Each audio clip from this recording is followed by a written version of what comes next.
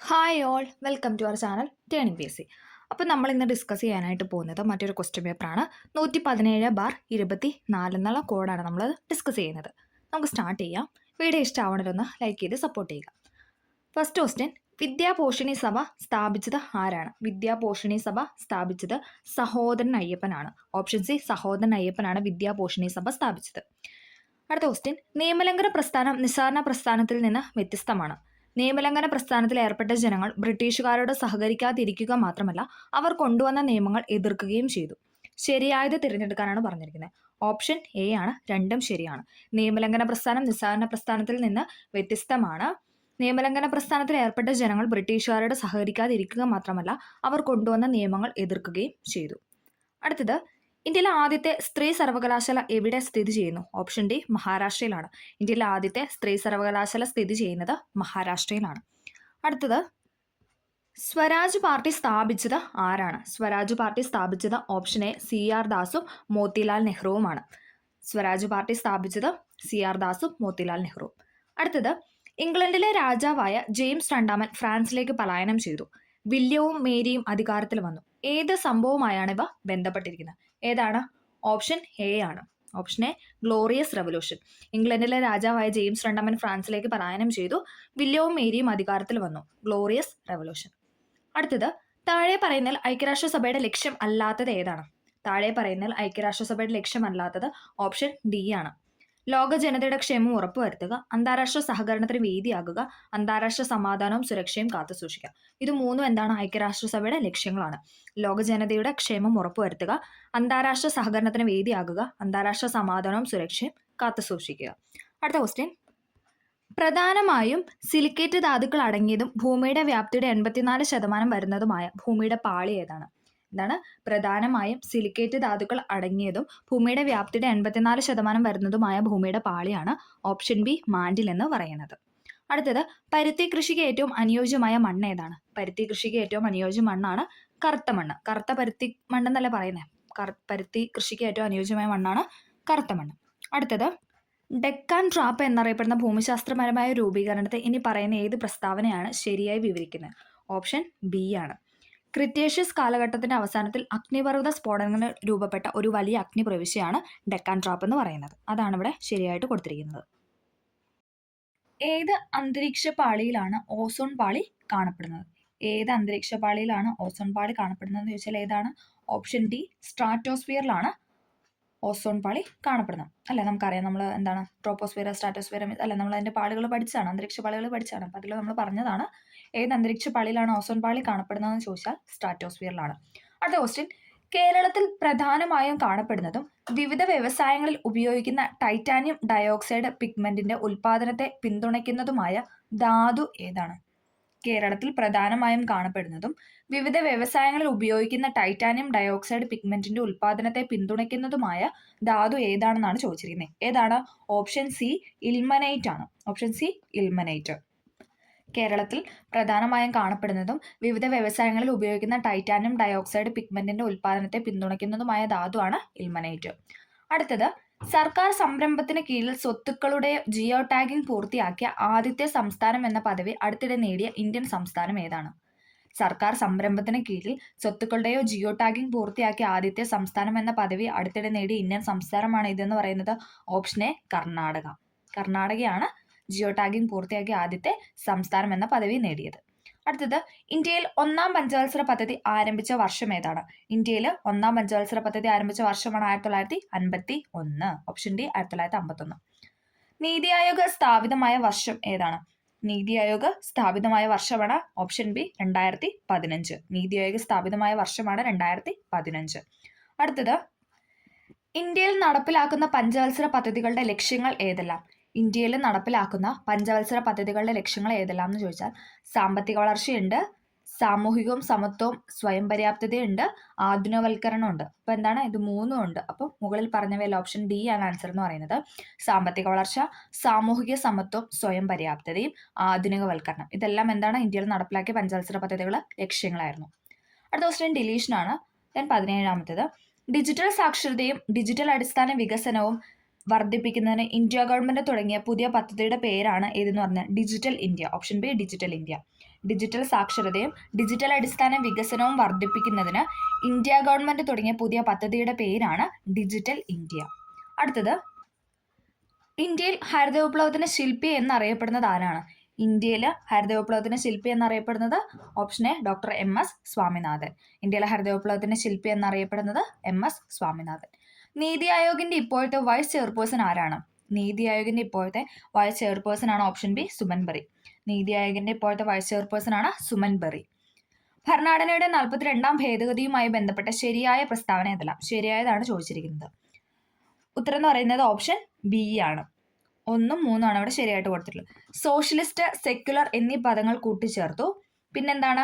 അഖണ്ഡത എന്ന പദം കൂട്ടിച്ചേർത്തു. ഈ 2 സ്റ്റേറ്റ്മെന്റ് ആണ് ഇവിടെ ശരിയായിട്ട് കൊടുത്തിരിക്കുന്നത്. 42ാം ഭേദഗതി അല്ലെ, നമുക്കറിയാം ഭരണഘടനയുടെ ആമുഖം ഭേദഗതി ചെയ്തതാണ്. ഒരേ ഒരു തവണയാണ് ആമുഖം ഭേദഗതി ചെയ്തിട്ടുള്ളത്. അതിൽ കൂട്ടിച്ചേർത്ത വാക്കുകളാണ് ഇവിടെ കൊടുത്തിരിക്കുന്നത്. സോഷ്യലിസ്റ്റ്, സെക്യുലർ എന്നീ പദങ്ങൾ കൂട്ടിച്ചേർത്തു. അഖണ്ഡത എന്ന പദവും കൂട്ടിച്ചേർത്തു. അടുത്തത്, താഴെ പറയുന്ന വനിതകളിൽ ഭരണഘടനാ നിർമ്മാണ സഭയിൽ അംഗമല്ലാത്തത് ആരാണ്?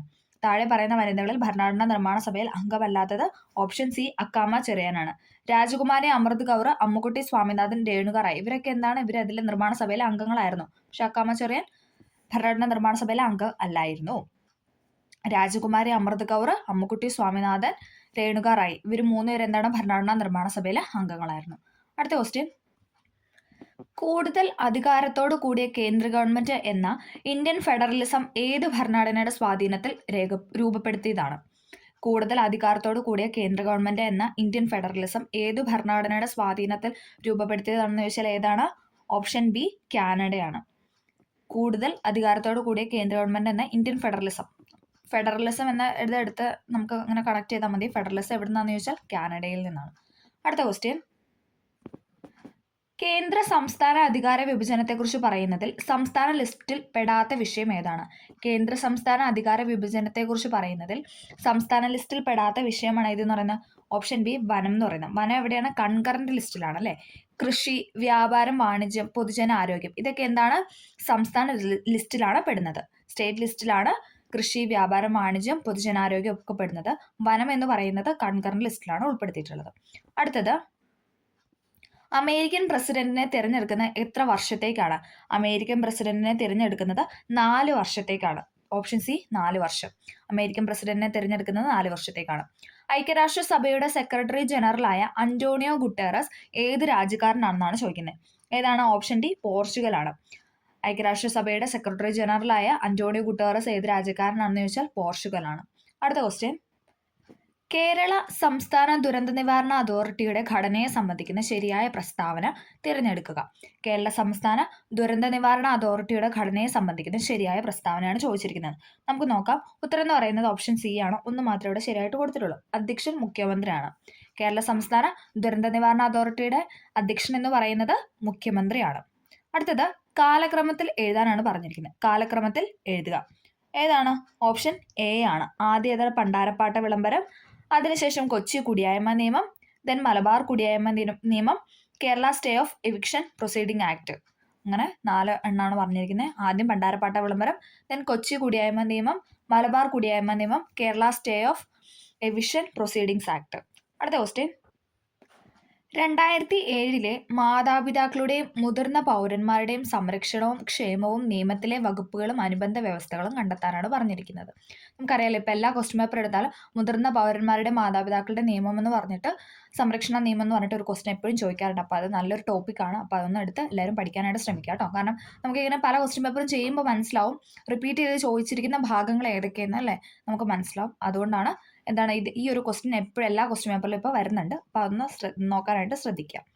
2007 മാതാപിതാക്കളുടെയും മുതിർന്ന പൗരന്മാരുടെയും സംരക്ഷണവും ക്ഷേമവും നിയമത്തിലെ വകുപ്പുകളും അനുബന്ധ വ്യവസ്ഥകളും കണ്ടെത്താനാണ് പറഞ്ഞിരിക്കുന്നത്. ഉത്തരം എന്ന് പറയുന്നത് ഓപ്ഷൻ സി ആണ്. ഓപ്ഷൻ സി ആണ് ഇവിടെ ശരിയായിട്ട് കൊടുത്തിരിക്കുന്നത്. നമുക്ക് നോക്കാം. വകുപ്പ് 2J എന്ന് പറയുന്നത് ഏതാണ്? മുതിർന്ന പൗരൻ എന്നാൽ 60 വയസ്സ് തികഞ്ഞതോ അതിനു മുകളിൽ പ്രായമുള്ളതോ ആയ ഇന്ത്യൻ പൗരനാണ്. വകുപ്പ് 2J, അതായത് 2007 മാതാപിതാക്കളുടെ മുതിർന്ന പൗരന്മാരുടെ സംരക്ഷണവും ക്ഷേമവും എന്ന നിയമത്തിലെ വകുപ്പ് 2J എന്ന് പറയുന്നത് മുതിർന്ന പൗരൻ എന്നാൽ 60 വയസ്സ് തികഞ്ഞതോ അതിനു മുകളിൽ പ്രായമുള്ളതോ ആയ ഇന്ത്യൻ പൗരനാണ്. അടുത്തത് വകുപ്പ് 19. വകുപ്പ് 19 എന്താണ്? വാർദ്ധക്യകാല ഗൃഹങ്ങൾ സ്ഥാപിക്കൽ. വാർദ്ധക്യകാല ഗൃഹങ്ങൾ സ്ഥാപിക്കലാണ് വകുപ്പ് 19 പറഞ്ഞിട്ടുള്ളത്. ഇനി വകുപ്പ് 15 എന്താണ്? അപ്പലേറ്റ് ട്രൈബ്യൂണൽ രൂപീകരണം. അപ്പലേറ്റ് ട്രൈബ്യൂണൽ രൂപീകരണമാണ് വകുപ്പ് 15. വകുപ്പ് 21 എന്താണ്? മുതിർന്ന പൗരന്മാരുടെ ക്ഷേമത്തിനായുള്ള പ്രചരണം, ബോധവൽക്കരണം മുതലായവയ്ക്ക് വേണ്ടിയിട്ടുള്ള നടപടികളാണ്. മുതിർന്ന പൗരന്മാരുടെ ക്ഷേമത്തിനായുള്ള പ്രചരണം, ബോധവൽക്കരണം മുതലായവയ്ക്ക് വേണ്ടിയുള്ള നടപടികളാണ് വകുപ്പ് 21 പ്രതിപാദിക്കുന്നത്. നമുക്കൊന്നും കൂടെ പറയാം. വകുപ്പ് 2Jയിൽ പറയുന്നത് മുതിർന്ന പൗരൻ എന്നാൽ 60 വയസ്സ് തികഞ്ഞതോ അതിന് മുകളിൽ പ്രായമുള്ളതോ ആയ ഇന്ത്യൻ പൗരനാണ്. വകുപ്പ് 19 പറയുന്നത് വാർദ്ധക്യകാല ഗൃഹങ്ങൾ സ്ഥാപിക്കൽ. ഇനി വകുപ്പ് 15 പറയുന്നത് അപ്പലേറ്റ് ട്രൈബ്യൂണൽ രൂപീകരണം. വകുപ്പ് 21 പറയുന്നത് മുതിർന്ന പൗരന്മാരുടെ ക്ഷേമത്തിനായുള്ള പ്രചരണം, ബോധവൽക്കരണം മുതലായവയ്ക്ക് വേണ്ടിയിട്ടുള്ള നടപടികൾ എന്നാണ്. അടുത്ത ക്വസ്റ്റ്യൻ, കേരള സംസ്ഥാന സർവീസിലെ ഉദ്യോഗസ്ഥർക്കെതിരെയുള്ള ശിക്ഷണ നടപടികളെക്കുറിച്ച് പ്രതിപാദിക്കുന്നത്. കേരള സംസ്ഥാന സർവീസിലെ ഉദ്യോഗസ്ഥർക്കെതിരെയുള്ള ശിക്ഷണ നടപടികളെക്കുറിച്ച് പ്രതിപാദിക്കുന്നത് എവിടെയാണെന്നാണ് ചോദിച്ചിരിക്കുന്നത്. എവിടെയാണ്? ഓപ്ഷൻ ഡിയിലാണ്. Kerala civil service classification control and appeal rules 1960 ഭാഗം 5. Kerala civil service classification control and appeal rules 1960 ഭാഗം 5 കേരള സംസ്ഥാന സർവീസിലെ ഉദ്യോഗസ്ഥർക്കെതിരെയുള്ള ശിക്ഷണ നടപടികളെക്കുറിച്ച് പ്രതിപാദിക്കുന്നത്. Kerala civil service classification control and appeal rules 1960 ഭാഗം 5 കേരള സംസ്ഥാന സർവീസിലെ ഉദ്യോഗസ്ഥർക്കെതിരെയുള്ള ശിക്ഷണ നടപടികളെക്കുറിച്ച് പ്രതിപാദിക്കുന്നത്. അടുത്തത്, ആസാദി കാ അമൃത മഹോത്സവവുമായി ബന്ധപ്പെട്ട വനിതകൾക്കായി കേന്ദ്ര ഗവൺമെന്റ് ആവിഷ്കരിച്ച സമ്പാദ്യ പദ്ധതിയുടെ പേരാണ് അവിടെ ചോദിച്ചിരിക്കുന്നത്. ഏതാണ്? ഓപ്ഷൻ ബി ആണ്, മഹിള സമ്മാൻ സേവിങ്സ് സർട്ടിഫിക്കറ്റ്. മഹിള സമ്മാൻ സേവിങ്സ് സർട്ടിഫിക്കറ്റ് ആണ് ആസാദി കാ അമൃത മഹോത്സവവുമായി ബന്ധപ്പെട്ട് വനിതകൾക്കായി കേന്ദ്ര ഗവൺമെന്റ് ആവിഷ്കരിച്ച സമ്പാദ്യ പദ്ധതിയാണ് മഹിള സമ്മാൻ സേവിങ്സ് സർട്ടിഫിക്കറ്റ്. മഹിള സമ്മാൻ സേവിങ്സ് സർട്ടിഫിക്കറ്റ്. അടുത്തത്, 2024 കേരള ബജറ്റിൽ പരാമർശിച്ചിട്ടുള്ള ഉന്നതി മിഷൻ ആരുടെ ഉന്നമനം ലക്ഷ്യമാക്കിയിട്ടുള്ളതാണ്? ആരുടെയാണ്? ഓപ്ഷൻ എ പട്ടികവർഗ വിഭാഗങ്ങളുടെയാണ്. 2024 കേരള ബജറ്റിൽ പരാമർശിച്ചിട്ടുള്ള ഉന്നതി മിഷൻ ആരുടെ ഉന്നമനം ലക്ഷ്യമാക്കിയിട്ടുള്ളതാണെന്ന് ചോദിച്ചാൽ പട്ടികവർഗ വിഭാഗങ്ങളുടെ ഉന്നമനമാണ് ലക്ഷ്യമാക്കിയിട്ടുള്ളത്. അടുത്തത്, കൃത്യമായ പ്രജനന കാലഘട്ടമുള്ള ജീവികളിൽ ലൈംഗിക പ്രവർത്തനങ്ങൾ നിയന്ത്രിക്കുന്ന ഹോർമോൺ ഏതാണ്? കൃത്യമായ പ്രജനന കാലഘട്ടമുള്ള ജീവികളിൽ ലൈംഗിക പ്രവർത്തനങ്ങൾ നിയന്ത്രിക്കുന്ന ഹോർമോൺ ആണ് ഏതെന്ന് പറയുന്നത് ഓപ്ഷൻ സി മെലാറ്റോണിൻ. നമ്മൾ കഴിഞ്ഞ ക്വസ്റ്റ്യൻ പേപ്പറിൽ കണ്ടായിരുന്നല്ലേ, റിപ്പീറ്റഡ് ക്വസ്റ്റ്യൻ ആണ് മെലാറ്റോണിൻ. കൃത്യമായ പ്രജനന കാലഘട്ടമുള്ള ജീവികളിൽ ലൈംഗിക പ്രവർത്തനങ്ങൾ നിയന്ത്രിക്കുന്ന ഹോർമോൺ ആണ് മെലാറ്റോണിൻ. അടുത്തത്, ഇന്ത്യയിലെ 3 ഇക്കോളജിക്കൽ ഹോട്ട്സ്പോട്ടുകൾ ഏതൊക്കെ? ഇന്ത്യയിലെ 3 ഇക്കോളജിക്കൽ ഹോട്ട്സ്പോട്ട് ഏതൊക്കെയാണ് ചോദിച്ചിരിക്കുന്നത്? ഓപ്ഷൻ ഡി ആണ്, ഇൻഡോ ബർമ, വടക്ക് കിഴക്കൻ ഹിമാലയം, പശ്ചിമഘട്ടം. ഇൻഡോ ബർമ, വടക്ക് കിഴക്കൻ ഹിമാലയം, പശ്ചിമഘട്ടം എന്നിങ്ങനെ 3 എണ്ണമാണ് ഇന്ത്യയിലെ ഇക്കോളജിക്കൽ ഹോട്ട്സ്പോട്ട് എന്ന് പറയുന്നത്. ഇൻഡോ ബർമ, വടക്ക് കിഴക്കൻ ഹിമാലയം, പശ്ചിമഘട്ടം. അടുത്തത്, താഴെ പറയുന്ന ജീവകം സിയുടെ പ്രസ്താവന അല്ലാത്തത് ഏതാണ്? ജീവകം സിയുടെ പ്രസ്താവന അല്ലാത്തതാണ് ചോദിച്ചിരിക്കുന്നത്. ഏതാണ്? പാല്, മുട്ട എന്നിവയിൽ കാണപ്പെടുന്നുണ്ടോ? അത് തെറ്റാണല്ലേ. പാല്, മുട്ടയിലൊന്നും നമുക്ക് വൈറ്റമിൻ സി ലഭിക്കില്ല. വൈറ്റമിൻ സി എന്ന് അറിയപ്പെടുന്നത് എന്താണ്? ഫ്രഷ് ഫ്രൂട്ട് വിറ്റാമിൻ എന്നാണ് പറയുന്നത്. ഫ്രഷ് ഫുഡ് വിറ്റാമിൻ എന്നാണ് പറയുന്നത്. കാരണം എന്താണ്? നമുക്ക് പഴങ്ങളിൽ നിന്നും അതേപോലെ നാരങ്ങ, നെല്ലിക്ക, ഓറഞ്ച് അതിൽ നിന്നൊക്കെ നമുക്ക് കൂടുതലായിട്ട് ലഭിക്കുന്ന വൈറ്റമിൻ ആണ് വൈറ്റമിൻ സി എന്ന് പറയുന്നത് അല്ലേ. നമ്മുടെ ഇമ്മ്യൂണിറ്റി പവറിനൊക്കെ വേണ്ടിയിട്ട് നമ്മൾ കഴിക്കുന്ന നമ്മുടെ ശരീരത്തിന് വേണ്ട ഒരു ജീവകമാണ് വൈറ്റമിൻ സി എന്ന് പറയുന്നത്. ആൻറ്റി ക്യാൻസർ വൈറ്റമിൻ എന്ന് പറയുന്നു. യുവത്വം നിലനിർത്തുന്നു, രോഗപ്രതിരോധ ശേഷി, മോണയുടെ ആരോഗ്യം എന്നിവ പ്രദാനം ചെയ്യുന്നു. ആൻറ്റി ക്യാൻസർ വൈറ്റമിൻ എന്നറിയപ്പെടുന്നു, യുവത്വം നിലനിർത്തുന്നു, രോഗപ്രതിരോധ ശേഷി, മോണയുടെ ആരോഗ്യം എന്നിവ പ്രദാനം ചെയ്യുന്നു. അടുത്തത്, വർണ്ണാന്ധതയുള്ളവരെ സൈന്യത്തിലോ ഡ്രൈവർ, പൈലറ്റ് മുതലായ ജോലികൾക്കോ തിരഞ്ഞെടുക്കാറില്ല. കാരണം എന്ത്? വർണ്ണാന്ധതയുള്ളവരെ സൈന്യത്തിലോ ഡ്രൈവർ, പൈലറ്റ് മുതലായ ജോലികൾക്ക് തിരഞ്ഞെടുക്കാറില്ല. കാരണം എന്താണ്? ഓപ്ഷൻ ബി ആണ്, കോൺകോശങ്ങളുടെ തകരാറ് മൂലം ചുവപ്പ്, പച്ച എന്നീ നിറങ്ങൾ വേർതിരിച്ചു കഴിയാൻ സാധിക്കാത്തത് കൊണ്ടാണ് അവരെ അങ്ങനെ എടുക്കില്ലാത്തത്. അതായത് സൈന്യത്തിലും ഡ്രൈവർ, പൈലറ്റ് മുതലായ ജോലികളിലൊന്നും വർണ്ണാന്ധത ഉള്ളവരെ എടുക്കില്ല. കാരണം എന്താണെന്ന് ചോദിച്ചാൽ കോൺകോശങ്ങളുടെ തകരാറ് മൂലം അവർക്ക് റെഡും ഗ്രീനും തിരിച്ചറിയാൻ കഴിയില്ല. അതുകൊണ്ടാണ് അങ്ങനെ ഒരു കാരണം വന്നത്.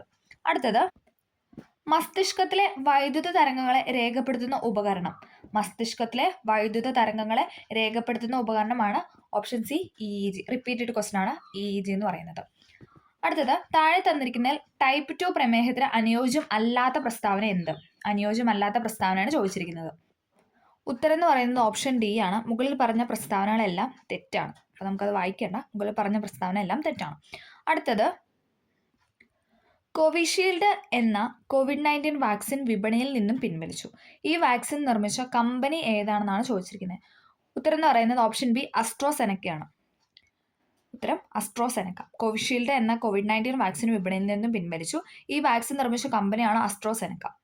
അടുത്തത്, വംശനാശ ഭീഷണി നേരിടുന്ന ഏത് ജീവിയെ സംരക്ഷിക്കാനാണ് 2024 മെയ് മാസത്തിൽ മണിപ്പൂർ സർക്കാർ 30 ഏക്കർ പുൽമേട് അനുവദിച്ചതെന്നാണ് ചോദിക്കുന്നത്.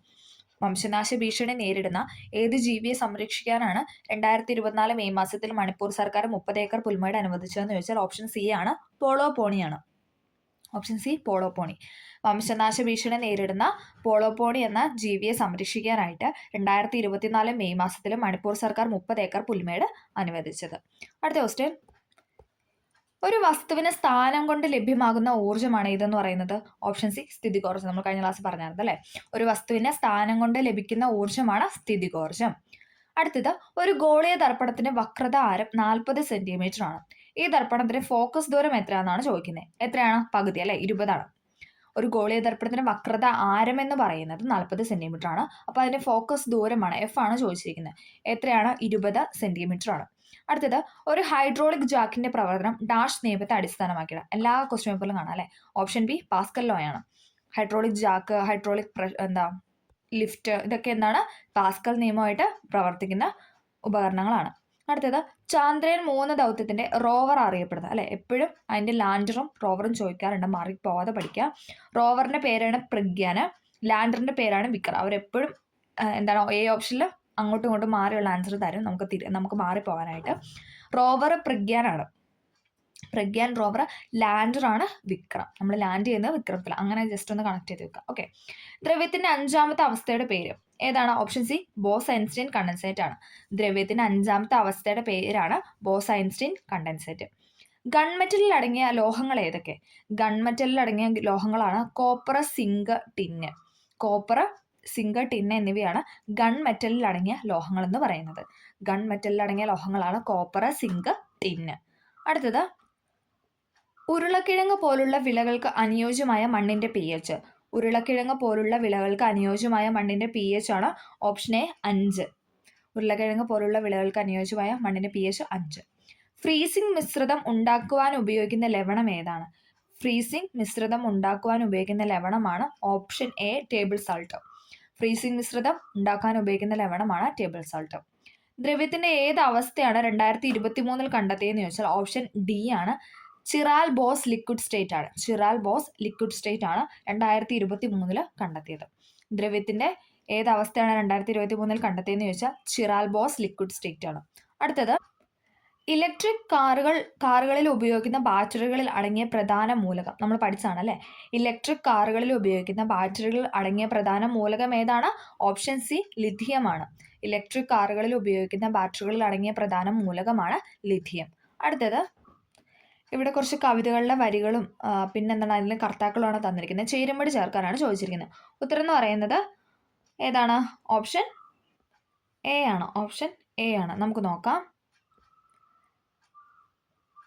സ്റ്റേറ്റ്മെന്റ് എ എന്ന് പറയുന്നത്, മിടുക്കർ കൈ രണ്ടും ചേർത്ത് കൊട്ടിയാൽ നഗരങ്ങൾ തകർന്നേക്കും, മടിയർ മടിയരോട് കൈ കോർക്കുമ്പോൾ കാലം അട്ടിമറിയും. ഇത് ആരുടെ വാക്കുകളാണെന്ന് ചോദിച്ചാൽ ആൻസർ 4ആണ്. PN ഗോപികൃഷ്ണനാണ്. PN ഗോപികൃഷ്ണന്റെ വരികളാണ്. മിടുക്കർ കൈ രണ്ടും ചേർത്ത് കൊട്ടിയാൽ നഗരങ്ങൾ തകർന്നേക്കും, മടിയർ മടിയരോട് കൈ കോർക്കുമ്പോൾ കാലം അട്ടിമറിയും എന്ന് പറഞ്ഞത് PN ഗോപികൃഷ്ണനാണ്. അടുത്തത്, അറ്റമില്ലാതെ എഴുതുന്ന ഭൂമിക്കുമേൽ ഒറ്റ ഞാണായ വലിഞ്ഞു മുറുകി ഞാൻ. അറ്റമില്ലാതെ എഴുതുന്ന ഭൂമിക്കുമേൽ ഒറ്റ ഞാണായ വലിഞ്ഞു മുറുകി ഞാൻ എന്ന് പറഞ്ഞത് അനിത തമ്പിയാണ്. അനിത തമ്പി. അറ്റമില്ലാതെ എഴുതുന്ന ഭൂമിക്കുമേൽ ഒറ്റ ഞാണായ വലിഞ്ഞു മുറുകി ഞാൻ എന്ന് പറഞ്ഞത് അനിത തമ്പിയാണ്. അടുത്തത്, റെയിൽവക്കത്ത് നിന്നൊന്നേ രണ്ടെണ്ണെണ്ണുന്ന കുട്ടിയിൽ അവസാനത്തെ പൂതത്തിൽ ആനന്ദം പുഞ്ചിരിച്ചിടും. റെയിൽവക്കത്ത് ഇന്നൊന്നേ രണ്ടെണ്ണെണ്ണുന്ന കുട്ടിയിൽ അവസാനത്തെ പൂതത്തിൽ ആനന്ദം പുഞ്ചിരിച്ചിടും എന്ന് പറഞ്ഞത് P രാമനാണ്. ഓപ്ഷൻ സ്റ്റേറ്റ്മെന്റ് രണ്ടാമത്തെ പി രാമൻ. ഓക്കെ. അവർ ഓരോരുത്തരുടെയും ജീവിതങ്ങളുടെ ആകെ തുകയും ജീവിച്ചിരിക്കുന്ന കുട്ടികൾ കണ്ടുകൂട്ടുന്ന കനവുകളുടെ ആകെ തുകയും തമ്മിൽ കൂട്ടിയാൽ കിട്ടുന്നതാണ് നക്ഷത്രങ്ങളുടെ കിറുകൃത്യമായ എണ്ണമെന്ന് പറഞ്ഞത് അസീം താന്നിമൂടാണ്. ഓക്കെ. അപ്പൊ നമുക്കൊന്നും കൂടെ ഒന്ന് പറയാം. മിടുക്കർ കൈ രണ്ടു ചേർത്ത് കൊട്ടിയാൽ നഗരങ്ങൾ തകർന്നേക്കും, മടിയർ മടിയരോട് കൈ കോർക്കുമ്പോൾ കാലം അട്ടിമറിയും എന്ന് പറഞ്ഞത് PN ഗോപികൃഷ്ണനാണ്. അറ്റമില്ലാതെ എഴുതുന്ന ഭൂമിക്കുമേൽ ഒറ്റ ഞാനായി വലിഞ്ഞു മുറുകി ഞാൻ എന്ന് പറഞ്ഞത് അനിത തമ്പിയാണ്. റെയിൽവക്കത്ത് നിന്നൊന്നേ രണ്ടെന്നെണ്ണുന്ന കുട്ടികൾ അവസാനത്തെ പൂതത്തിൽ ആനന്ദം പുഞ്ചിരിച്ചിടും എന്ന് പറഞ്ഞത് പി രാമനാണ്. അവർ ഓരോരുത്തരുടെയും ജീവിതങ്ങളുടെ ആകെ തുകയും ജീവിച്ചിരിക്കുന്ന കുട്ടികൾ കണ്ടുകൂട്ടുന്ന കനവുകളുടെ ആകെ തുകയും തമ്മിൽ കൂട്ടിയാൽ കിട്ടുന്നതാണ് നക്ഷത്രങ്ങളുടെ കിറുകൃത്യമായ എണ്ണം എന്ന് പറഞ്ഞത് അസീം താന്നിമൂടാണ്. ഓക്കെ.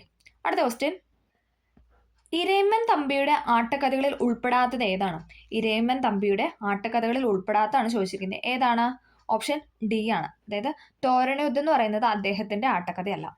ഉത്തരാസ്വയംവരം, ദക്ഷയാഗം, കീചകവധം ഇതൊക്കെ ആരുടെയാണ്? ഇരയിമ്മൻ തമ്പിയുടെ ആട്ടക്കഥകളാണ്. ഉത്തരാസ്വയംവരം, ദക്ഷയാഗം, കീചകവധം ഇത് മൂന്നും ആരുടെയാണ്?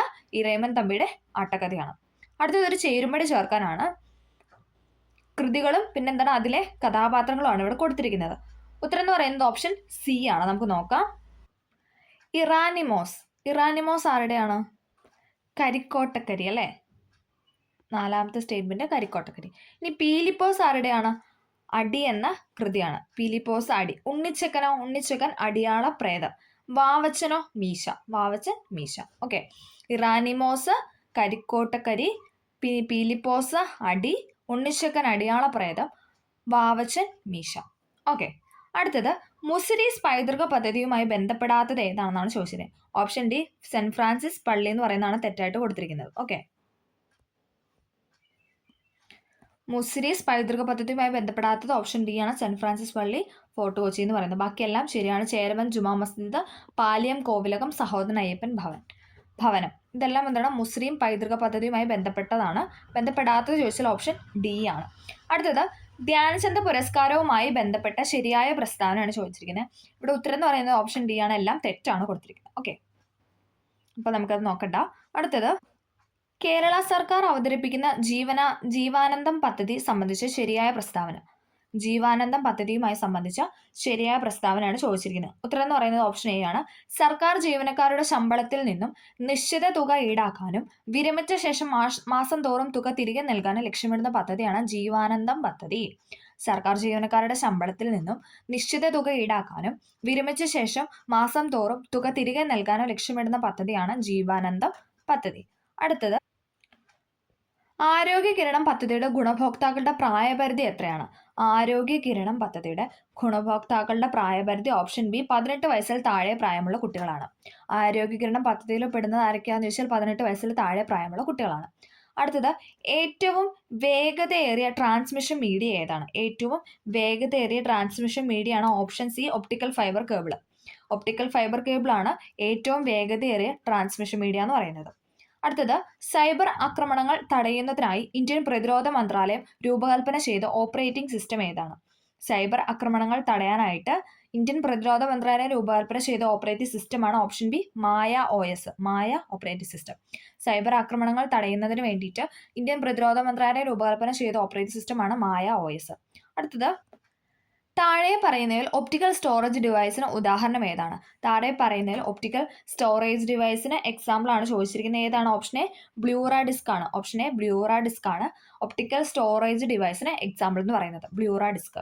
അടുത്തത് ഇമെയിലിന്റെ കാര്യത്തിൽ ശരിയല്ലാത്ത പ്രസ്താവന. ഇമെയിലിന്റെ കാര്യത്തിൽ ശരിയല്ലാത്ത പ്രസ്താവനയാണ് ചോദിക്കുന്നത്. ഇവിടെ സി ആണ് തെറ്റായിട്ട് കൊടുക്കുന്നത്. ബാക്കി നോക്കാം. ഇമെയിൽ മുഖാന്തരം ചിത്രങ്ങൾ, ഓഡിയോ, വീഡിയോ മുതലായവ അയക്കാവുന്നതാണ്. പേപ്പർ ഉപയോഗിക്കാത്തത് കാരണം ഇമെയിൽ പരിസ്ഥിതി സൗഹാർദ്ദമാണ്. ശരിയാണല്ലേ? പിന്നെ എന്താണ്? ഇമെയിൽ മുഖാന്തരം ഒന്നിൽ കൂടുതൽ ആളുകൾക്ക് ഒരേ സമയം മെസ്സേജ് അയക്കാവുന്നതാണ്. ഇമെയിലുമായിട്ട് ബന്ധപ്പെട്ട ക്വസ്റ്റ്യൻസ് എല്ലാം ഇപ്പോൾ റിപ്പീറ്റ് ചെയ്ത് ചോദിക്കുന്നുണ്ട്. ഇമെയിൽ മുഖാന്തരം ചിത്രങ്ങളോ, ഓഡിയോ, വീഡിയോ മുതലായവ അയക്കാവുന്നതാണ്. പേപ്പർ ഉപയോഗിക്കാത്തത് കാരണം ഇമെയിൽ പരിസ്ഥിതി സൗഹാർദ്ദമാണ്. ഇമെയിൽ മുഖാന്തരം ഒന്നിൽ കൂടുതൽ ആളുകൾക്ക് ഒരേ സമയം മെസ്സേജ് അയക്കാവുന്നതാണ്. അടുത്തത് പോക്സോ നിയമം നിലവിൽ വന്നത് ഏത് വർഷമാണ്? ഏത് വർഷമാണ്? നമ്മൾ റിപ്പീറ്റ് ചെയ്തല്ലേ, എല്ലാ ക്വസ്റ്റ്യൻ പേപ്പറിൽ വരുന്നൊരു കോമൺ ആയ ഒരു ക്വസ്റ്റൻ ആണ്. ഏതാണ് പോക്സോ നിയമം എന്ന് പറഞ്ഞാൽ? ഏതാണ്? 2012. Option D. പോക്സോ നിയമം നിലവിൽ വന്നത് 2012. അടുത്തത് ഉപഭോക്തൃ അവകാശങ്ങൾ സംരക്ഷിക്കുന്നതിനായി ഉപഭോക്തൃ സംരക്ഷണ നിയമം 2019 കീഴിൽ സ്ഥാപിതമായ ബോഡികൾ ഏതെല്ലാം എന്നാണ് ചോദിച്ചത്. ഉപഭോക്തൃ അവകാശങ്ങൾ സംരക്ഷിക്കുന്നതിനായി ഉപഭോക്തൃ സംരക്ഷണ നിയമം 2019 കീഴിൽ സ്ഥാപിതമായ ബോഡികളാണ് ഏതെന്ന് പറയുന്നത് ഓപ്ഷൻ ബി ഉപഭോക്തൃ തർക്ക പരിഹാര കമ്മീഷൻ. ഉപഭോക്തൃ തർക്ക പരിഹാര കമ്മീഷൻ. അടുത്തത് ഈ ഉപഭോക്തൃ നിയമം റിപ്പീറ്റഡ് ക്വസ്റ്റൻ ആണ്. ഇതിനകത്ത് എന്തെങ്കിലും പോക്സോ ആക്ട്, അതേപോലെ തന്നെ ഉപഭോക്തൃ അവകാശങ്ങൾ, ഗാർഹിക പീഡനം, മുതിർന്ന പൗരന്മാരുടെ ഈ 4 സംരക്ഷണവുമായി ബന്ധപ്പെട്ട ഈ ഒരു 4 പോയിന്റ് എല്ലാ ക്വസ്റ്റ്യനുകളും റിപ്പീറ്റഡ് ആണ്. അപ്പോൾ അത് കൂടുതൽ പഠിക്കാനായിട്ട് ശ്രമിക്കാം. അടുത്തത് ഗാർഹിക പീഡനത്തിൽ നിന്നുള്ള സ്ത്രീകളുടെ സംരക്ഷണ നിയമം 2005 നിയമത്തിന് കീഴിൽ ഒരു പീഡനത്തിനിരയായ ഒരാൾക്ക് എന്ത് തരത്തിലുള്ള ആശ്വാസം തേടാനാകും എന്നാണ് ചോദിക്കുന്നത്. നോക്കിക്കേ, സംരക്ഷണ ഉത്തരവുണ്ട്, താമസ ഉത്തരവ്, പണ ആശ്വാസം, ഇതെല്ലാം തേടാനായിട്ട് സാധിക്കും. ഓപ്ഷൻ ഡി മുകളിൽ പറഞ്ഞവയെല്ലാം എന്നാണ് ഉത്തരം എന്ന് പറയുന്നത്. ഗാർഹിക പീഡനങ്ങളിൽ നിന്നും സ്ത്രീകളുടെ സംരക്ഷണ നിയമം 2005 നിയമത്തിന് കീഴിൽ ഒരു പീഡനത്തിനിരയായ ഒരാൾക്ക് ഏത് തരത്തിലുള്ള ആശ്വാസം തേടാനാകും എന്ന് ചോദിച്ചാൽ സംരക്ഷണ ഉത്തരവ്, പണ ആശ്വാസം, താമസ ഉത്തരവുകൾ. അടുത്ത ക്വസ്റ്റ്യൻ. അടുത്തത് ഗാർഹിക പീഡനത്തിൽ നിന്നുള്ള സ്ത്രീകളുടെ സംരക്ഷണ നിയമം 2005 നിയമപ്രകാരം സംരക്ഷണ ഉത്തരവ് ലംഘിക്കുന്നതിനുള്ള പരമാവധി ശിക്ഷ എന്താണെന്നാണ് ചോദിക്കുന്നത്.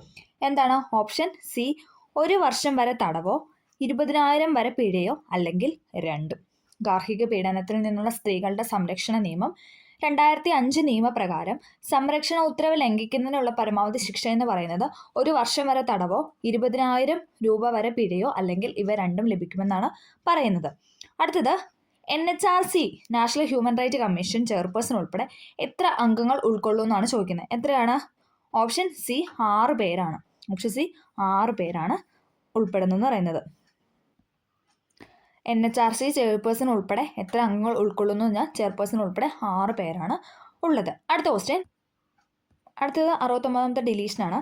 ദെൻ ദേശീയ വനിതാ കമ്മീഷൻ അതിൻ്റെ വാർഷിക റിപ്പോർട്ട് ഏത് ബോഡിക്കാണ് സമർപ്പിക്കേണ്ടത്? ദേശീയ വനിതാ കമ്മീഷൻ അധ്യക്ഷൻ അതിൻ്റെ വാർഷിക റിപ്പോർട്ട് ഏത് ബോഡിക്കാണ് സമർപ്പിക്കേണ്ടതെന്ന് ചോദിച്ചാൽ ഏതാണ്? ഓപ്ഷൻ സി കേന്ദ്ര സർക്കാർ അല്ലെങ്കിൽ കേന്ദ്ര ഗവൺമെൻറ്റിനാണ് ദേശീയ വനിതാ കമ്മീഷൻ അതിൻ്റെ വാർഷിക റിപ്പോർട്ട് സമർപ്പിക്കേണ്ടത്. അപ്പോൾ നമ്മളിവിടെ 70 ക്വസ്റ്റ്യൻസ് ആണ് LDയുടെ മെയിൻസ് ക്വസ്റ്റ്യൻ പേപ്പറിൻ്റെ 70 ക്വസ്റ്റ്യൻസ് ആണ് നമ്മൾ ഡിസ്കസ് ചെയ്തത്. എല്ലാവർക്കും വീഡിയോ ഹെൽപ്ഫുൾ ആയെന്ന് വിചാരിക്കുന്നു. ഹെൽപ്ഫുൾ ആയെങ്കിൽ ഒന്ന് ലൈക്ക് ചെയ്ത് സബ്സ്ക്രൈബ് ചെയ്യുക.